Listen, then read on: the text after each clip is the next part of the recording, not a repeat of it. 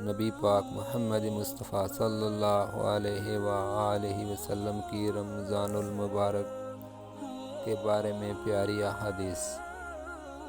یحییٰ بن یحییٰ نے کہا، میں نے مالک کے سامنے قرأت کی، انہوں نے نافع سے، انہوں نے حضرت ابن عمر رضی اللہ تعالی عنہ سے، اور انہوں نے نبی اکرم صلی اللہ علیہ وآلہ وسلم سے روایت کی کہ آپ نے رمضان کا ذکر کیا اور فرمایا، روزہ نہ رکھو حتیٰ کہ چاند دیکھ لو، اور افطار روزوں کا اختتام نہ کرو حتیٰ کہ چاند دیکھ لو، اور اگر تم پر مطلع ابر آلود کر دیا جائے تو اس رمضان کی مقدار یعنی گنتی پوری کرو۔ بن زید رضی اللہ تعالی عنہ بیان کرتے ہیں، نبی اکرم صلی اللہ علیہ وآلہ وسلم نے فرمایا، مسلمان کسی کافر کا یا کوئی کافر مسلمان کا وارث نہیں ہو سکتا۔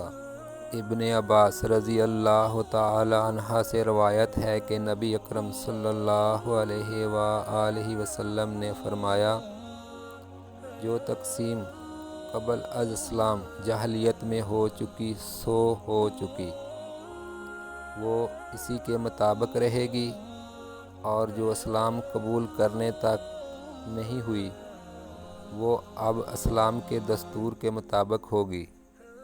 حضرت ابن عباس رضی اللہ تعالی عنہ سے مروی ہے کہ ایک شخص فوت ہو گیا، اس کا کوئی وارث نہ تھا سوائے ایک غلام کے جس کو اس نے آزاد کیا تھا۔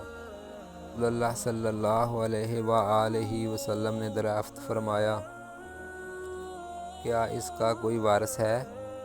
لوگوں نے کہا، نہیں، سوائے ایک آزاد کردہ غلام کے۔ تو رسول اللہ صلی اللہ علیہ وآلہ وسلم نے کو وراثت، اس کی وراثت اسی کو دے دی۔